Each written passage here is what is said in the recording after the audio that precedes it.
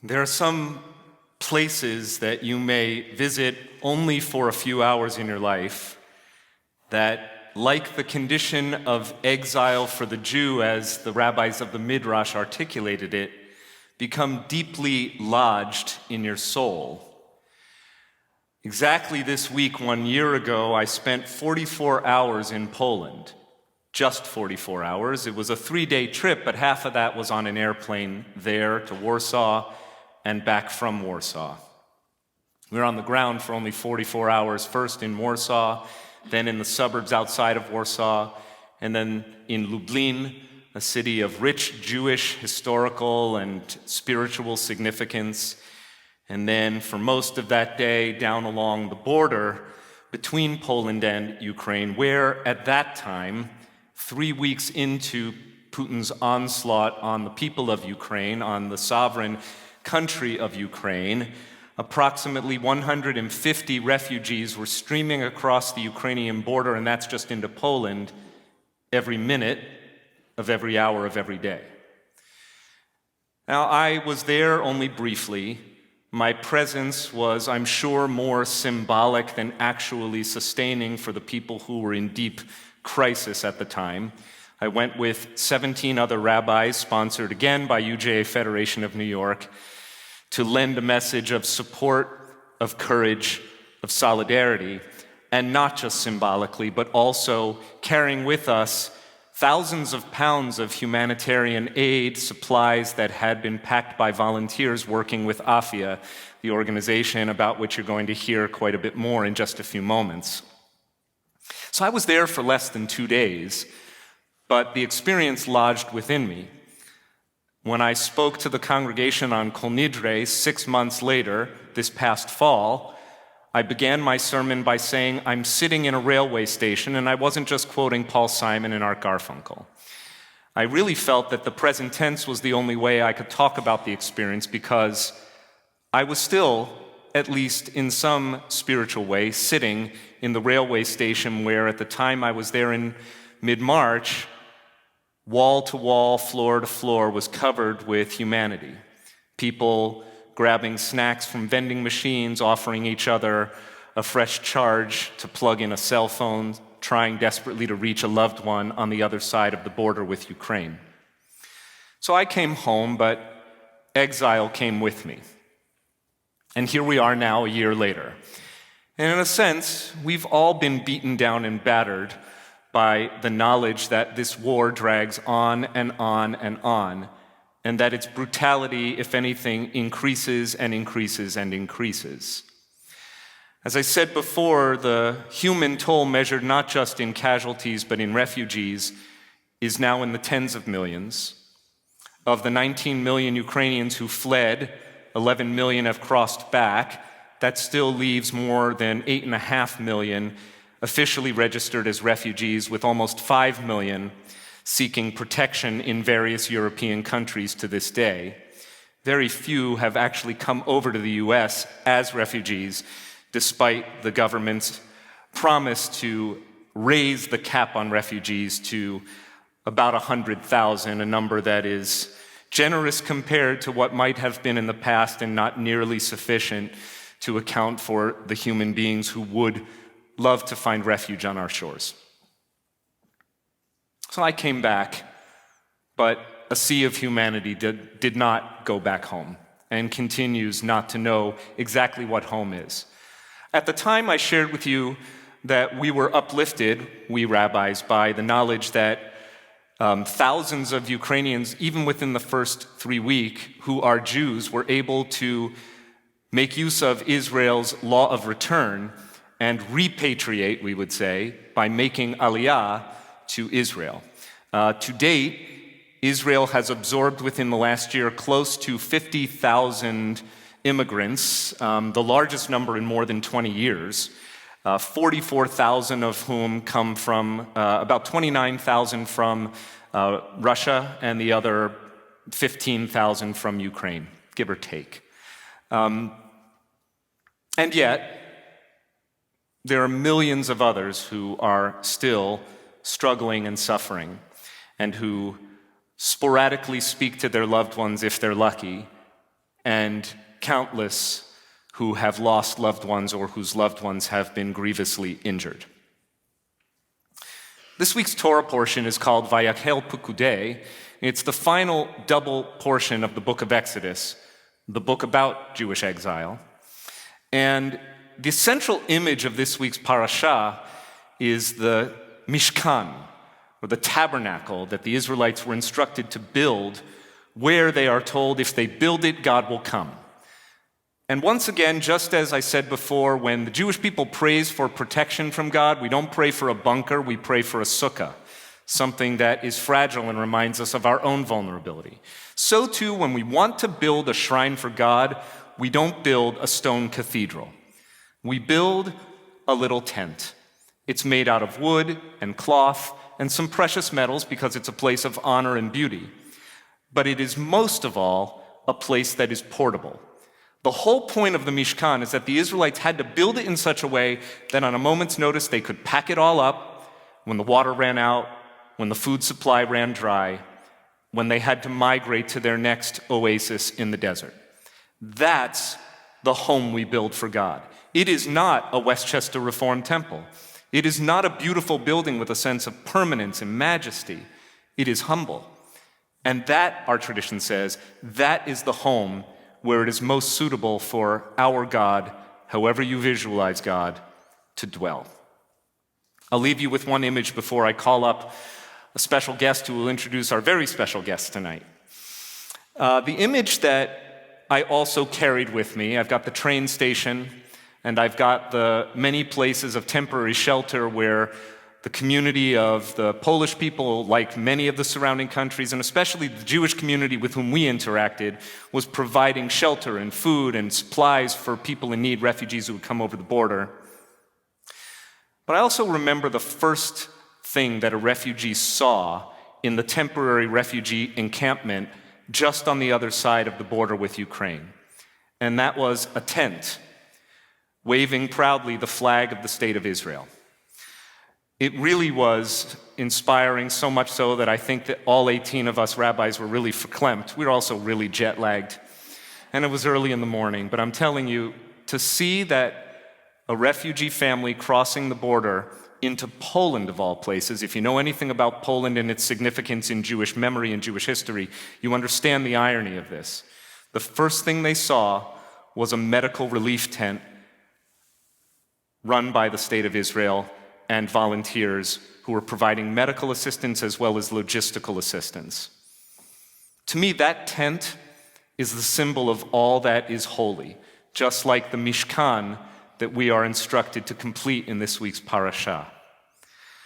And so it really is an honor for me to be joined this evening by two special guests, one of whom is a Scarsdalian and the other whom is a former Scarsdalian.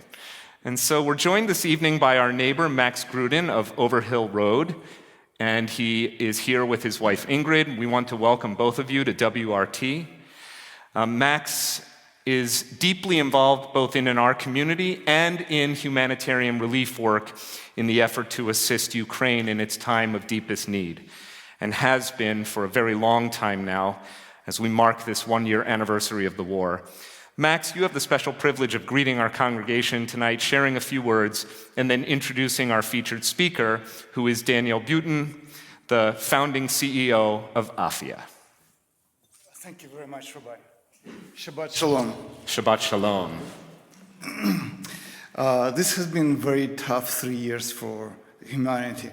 First, the COVID with its loss of life and loneliness.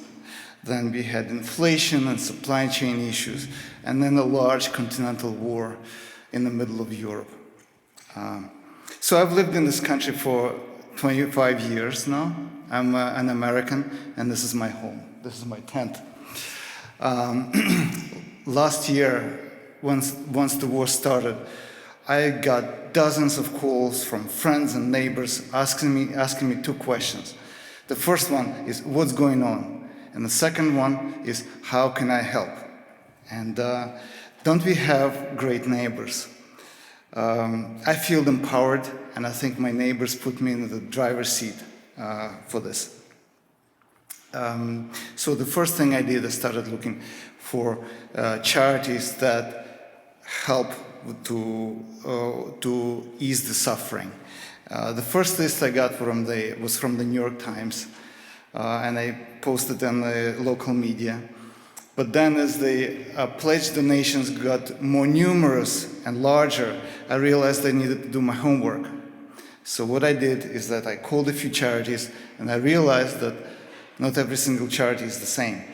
Some charities, they received more money than they could handle. They didn't have enough capacity to spend the donations they received. Some other charities thought they had great logistics, but they actually didn't have it, so they couldn't really deliver. Very quickly, one charity came to the top of the list, of my list. And this was a charity with an interesting name, AFYA Foundation. I realized that it's efficient, and when it can't do something on its own, it uses other charities, other organizations to do it. What a great idea. Do it as a community. In fact, AFYA Foundation gave me over 700 to 1,000 pounds of medical care supplies, of bandages, of tourniquets to be delivered to Ukraine. And there was in the JFK with these large orange bags, and the Lufthansa employees loved taking selfies with them. So once the packages got to Ukraine, they were needed very quickly.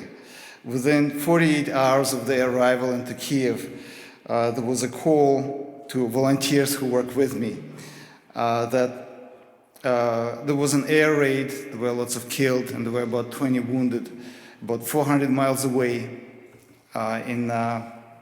near Kherson, which is now deoccupied. And they were in a hospital. So about half of the bags were rushed there. And later in the call with my volunteer, she told me that you should have seen faces of the doctors when they opened those bags. Then she choked and she started crying and hung up. So that's the closest emotionally I got to experience what the people felt there. We are very lucky to have such a charity running on behalf of humanity, AFYA Foundation. And we are lucky that they're in our neck of the woods. They're in our backyard, or maybe I should say in our front yard. And I am very honored to be able to introduce the founder and CEO of AFYA Foundation, Danielle Butin.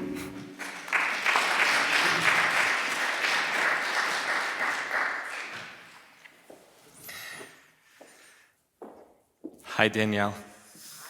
I think the way we're going to structure some of the comments tonight, I've asked Danielle to speak to you a little bit about who you are and how you did it and what you do and why it matters. And then I might pepper you with a couple of questions to take the conversation one level deeper. Perfect. Okay. Shabbat Shalom and welcome to the Bima of WRT.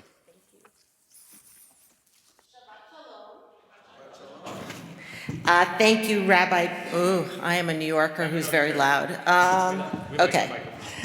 Thank you, Rabbi Blake. Thank you, Mary Blum and Westchester Reformed Temple for inviting me to speak about AFYA's life-saving work and our Ukraine response. And I'm also very happy that we have one of our board members here tonight, Bob Meyerson, sitting in the front row. And I grew up in Scarsdale, and I celebrated many milestones in this community. Every story has a beginning, and I'd like to share mine with you. 14 years ago, I had my beshert moment while on vacation in the Serengeti Plains of Tanzania. There, early one evening, I noticed a woman sitting alone in a tent, bawling her eyes out, and I approached and asked her what was wrong. She was a highly regarded women's health physician from London. She had taken a month off of her practice to provide medical mission work in rural clinics in Tanzania. Through her tears, she spoke about the lack of medical supplies. No stethoscopes, no gauze, no gloves, no sutures. Like most of you, when I witness suffering, I have to act. I've been raised with the tenets of Tikkun Olam, and I knew I had to do something. I came home from Tanzania, and I decided to see how I could procure medical supplies and send them to sites in crisis, so I went searching. Uninvited, I walked through the tunnels of the biggest hospitals of New York and asked them to show me what was thrown away. And there I saw pallets of equipment and supplies. Why? There are federal regulations in this country that require that any and all supplies exposed to the patient's medical field, even though they are still wrapped, never touched, and not contaminated, must be thrown away. We are the only nation in the world that does this. This accounts for millions of pounds of medical supplies that are discarded in our country every year. And there it was, the possibility to connect and solve a problem by marrying the supplies in New York to sites in need worldwide. I named the organization AFYA, which means Health in Kiswahili, to honor the land that inspired this work. And in that moment, AFYA became a reality. One man's trash can be another man's life-saving treasure. It has been 15 years, and we have delivered supplies to 80 nations and 16 US states. AFYA has grown from a passion project in my garage in Hastings to 3 warehouses, 2 trucks, and a staff of more than 25. Our work, a trifecta of good, has 3 critical areas of impact: the environment, community, and health. First, the environment. We are disrupting waste disposal in medical facilities in New York. 20 major health systems donate steadily and regularly to AFYA. Thanks to their donation, we have diverted over 12 million pounds in just 15 years of supplies and have sent them all over the world. And we are a significant greening solution for the healthcare system of New York. Next is our extraordinary contribution to the area of community, and their ripple of goodness crosses an ocean. We rely on a robust volunteer network to sort through supplies, and over 3,500 people volunteer at AFYA in Yonkers every single year.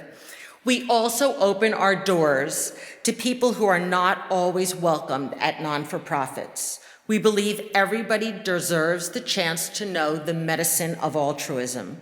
Almost 500 volunteers every year with processing and intellectual deficits and disabilities come to AFYA via 30 unique day treatment programs. I'm an occupational therapist by training.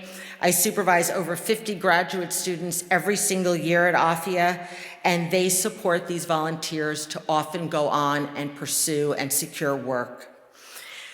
We have also extended our sorting programs to nursing homes because prior to starting AFYA, I worked in aging and I loved working with elders. And we now are working with young offenders in the Westchester County Jail. There, they prepare and sort shipments.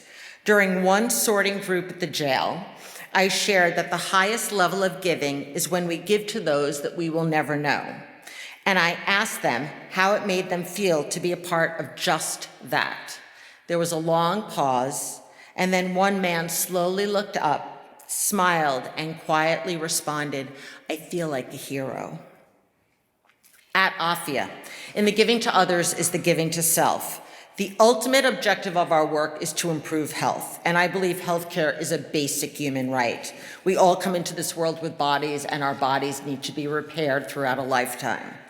We seek to improve healthcare and empower compromised, under-resourced health systems with the supplies they need. If you give people the tools they need to practice their trade, they will stay, and they will practice care in these sites, and generations to follow will be impacted by those supplies. $39 million worth of life-saving supplies have been delivered to our partners, and we provide the safety net of supplies for the underdogs providing care. AFYA is a nimble, courageous organization, and we are not bogged down by bureaucracy. So now let's move to Ukraine and the work that we did there and how we responded and continue to respond to a war of terrorism. This war has been a crisis of politics and healthcare and was made worse by an already dire medical supply shortage. From the start, AFYA, working in partnership with UJA Federation of New York, Alinea, RASM, many others, we have been able to respond to the war by diverting specifically requested supplies to providers in this nation. And we have clearly found our way. To date, we have delivered 385,000 pounds of requested supplies valued at $5.4 million to 7 in-country partners. Just to provide a way to mark this, because my heart beats in Africa, this equals 48 African elephants. The weight of a community of 48 elephants is the volume of supplies that we have sent. Within weeks of the war breaking out, rabbis from the New York area, thanks to UJA Federation of New York, traveled as a delegation, as you just heard, to the border. We were asked to pack our orange luggage for life medical bags that could be handed off at the border to providers. At the last minute, our packer became ill, and I put out an urgent call for help to the Vickers, an amazing couple in your community. Years ago, Diane was an emergency room nurse, and I called Mayday. Not skipping a beat, she and Stan said, "See you first thing in the morning." She took the packing list, ran the show of goodness, and Rabbi Blake and his congregants contribute to this life-saving ripple. We can all find our way to helping others, and helping is not a linear path. And that's where we step forward, we act. As one highly decorated combat medic from the United States heading off to Ukraine wrote to me, "The honor of meeting your wonderful staff will stay with me until my last day." We've been asked for supplies that we are rarely asked for. The lists include thousands of trauma kits, including bandages that keep a severely wounded and open chest protected and the person alive until they can be in the operating room, metal tourniquets, and so much more. I remember overhearing volunteers sorting supplies in our warehouse, and a man asked his wife, "What is this? Are we boxing up gas masks?" And they were. Importantly, action can be an antidote for trauma. Every action makes a difference in the lives of those we will never know. Within the first days of the war, the main hospital in Kyiv was asking us for as many amputation kits as we could possibly assemble and send. On FaceTime with top surgeons from Hospital for Special Surgery, I walked through our surgical instruments section asking, "Tell me right now what to pull and pack." And they did. Our kits were created by master clinicians on behalf of their medical brothers and sisters in Ukraine. This was how they were able to help. We continue to collect durable medical equipment, wheelchairs, crutches, canes, walkers. You cannot be evacuated if you can't move. These mobility devices make the entire difference between life and death for people still in Ukraine. If anyone has any of these at home, we would love them if you're not using them, and please spread the word about this. None of this work is possible without volunteers helping us. If I were to ask hospitals to sort the supplies before giving them to us, we would see none of them. So we need all hands on deck at our warehouse to come in and organize 4x4 gauze, 2x2 gauze, to make sure that every box has one item and people don't go digging for supplies. We've had corporations sorting with us, Regeneron, MasterCard, Amazon, Bloomberg, all using AFYA as their site for employee engagement and giving back. One very tender moment stands out for me. A couple from Ukraine entered our warehouse almost a year ago. They were ballroom world dance champions in Ukraine, and now they own and run a Fred Astaire dance studio in Sleepy Hollow. They wanted to come see AFYA. With family back home and a frail mother in her 90s, tears and stories followed. I offered to give them a tour, to invite them into the light that was finding its way in. to be in it with us. They witnessed a room filled with volunteers listening to music, feverishly working to help their community back home. Action soothed trauma. They met Valentina, an amazing volunteer from Ukraine. The three of them spoke to each other in the language of home, each finding solace in their collective need to help. Years ago, when I was in Haiti shortly after the earthquake in 2010, I walked up to a woman who had been disabled, and I asked her what she needed to function and recover. She looked at me and she said, timidly, "What do you think I deserve?" Through a translator, I responded, "I think you deserve all the care and supplies you need to recover and live again." Our work as Jews is to bring the holiness and light every single day to the world we live and breathe in. There is great importance in being generous with our faith. AFYA offers a welcoming place to bring one's holiness and then to see it ripple. Thank you.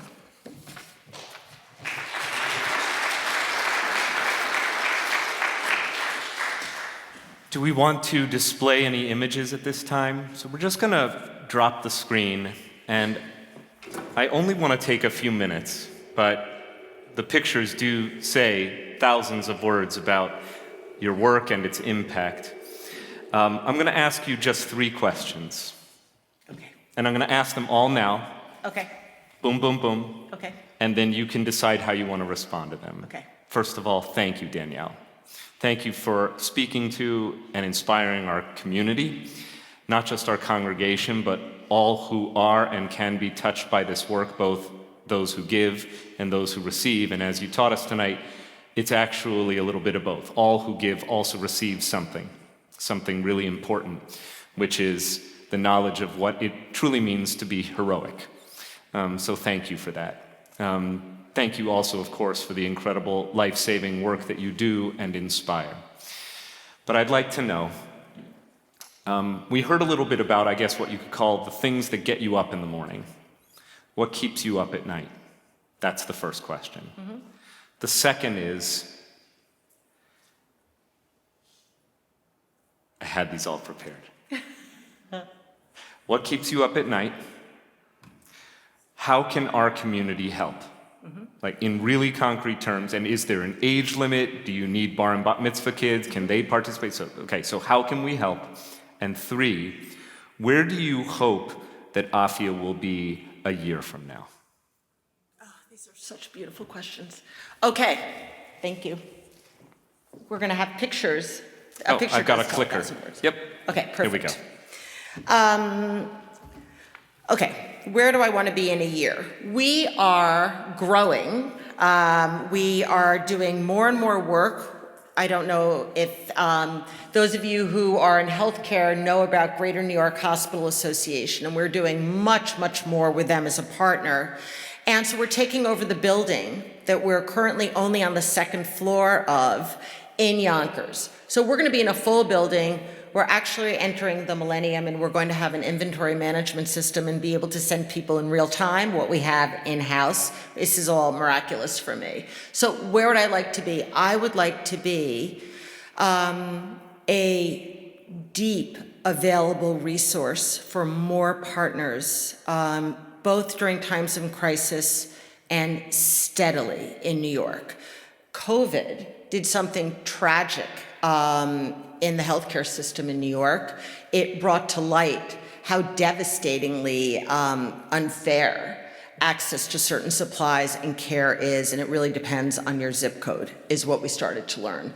And so AFYA is committed, and the state of New York has funded us to be able to be supportive of the needs in New York. So this is one of the places that I see us growing, is both locally, what can we do for health centers in New York and in schools that are in desperate need of help from the school nurse perspective, and what can we do abroad during times of disaster? My goal is to be able to respond within 48 hours to our first shock of what has happened in a site and be able to get supplies out there. So I think My vision for AFYA in the next year is I want us to be in one location. I want us to be using an inventory management system that would allow us then to do so much more for sites locally and globally and during times of disaster. I want to add, by the way, that on the terms of reaction time, when I told you that we were only on the ground for 44 hours, those supplies that we traveled with were in Ukraine. We saw them over the border 36 hours from departure. So we really want to commend you for, we were astonished. Like, we actually know the moment where the supplies made it into Ukraine. So thank you. I'm tenacious about this. You can't ask for our supplies and then not do right by them, because you're going to be in big trouble if you even try to do that with us. So that's another part of our rule set. What keeps me up at night is finding ways to support the growth, to financially support the growth that I see for AFYA. I imagine big and I see big, and I think New York can be I think New York City and New York State can do this extraordinarily well and almost be the best center of excellence around what do we do with supplies that we would have discarded instead of burying them or burning them and creating extraordinary stories and possibility from it. So I have big visions, and we need support for big visions, and that's what keeps me up when I'm at my 3 a.m. sleepless in Seattle state. Last. The community. This community is actually extraordinary. We have every year, prior to COVID, our Martin Luther King Day of service with J-Teens has been here, and it's been an amazing day of giving back. We need a number of things. We need connections to corporations. We need connections where they can become involved from an employee engagement perspective. We need connections to anyone who knows anyone in transportation. Trucks, flights, boats. I am collecting transportation leads. Volunteers, and I love the idea of intergenerational sorts at our warehouse, where grandparents are sorting with their grandchildren. We have had 5-year-olds. 5-year-olds can put labels on a bag. So I would encourage families to look at AFYA's website and look at the volunteer function and start to get involved with us from that perspective. We need the collections of supplies from people who have recovered or people who at the end of their life had supplies. And Bob, will you raise your hand? Bob is our board member who's working feverishly on this, and he would be an amazing point of contact. And we need bar and bat mitzvah students to come to us. I'm going to give you one very quick story. We were doing birth kits, and we're about to do a huge birth project in Puerto Rico.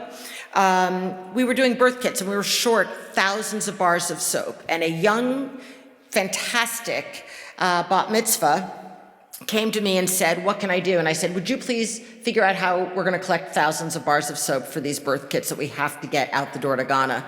She convinced Starbucks all over Westchester to put out a box. Within 2 weeks, we had 3,500 bars of soap, and off they went to Ghana because of this unbelievably resourceful young woman.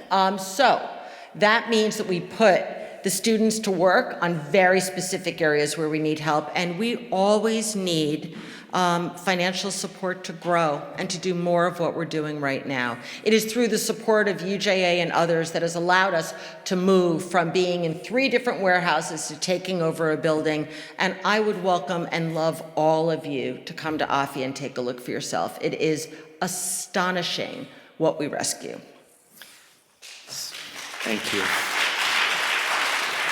So it would be reasonable to ask, so how did the Israelites, who were just this ragtag band of slaves with very few resources of their own, build the tent? And the answer is actually given in the Torah. They all gave. They gave whatever they had. Those who had materials to give gave their materials. Those who had time to volunteer gave their time. Those who were master craftsmen gave their skill. Those who were incredible architects and planners gave their plans. but everyone put their hearts, their heads, their hands, and their hopes into building something together. And at that moment, the Torah reports, Vayichal Moshe et hamalacha, that Moses completed the work. Now we all know that for every Moses, there's an army of volunteers who are helping him build. But thank you for being the leader who coordinates all those gifts, all those efforts, all that giving, all that doing, all that planning, all that hoping and dreaming. And then it says, the presence of God filled the tent in the sight of all the people. And when we build something that actually saves lives and alleviates suffering, I think that's one very meaningful way in our tradition that we learn the presence of God can be felt. So thank you for bringing a little bit of the Holy One of Blessing into the lives of those who need the touch of divinity the most, and right here at WRT and in our wider community. God bless you and your work and Godspeed, and we look forward to being your partners.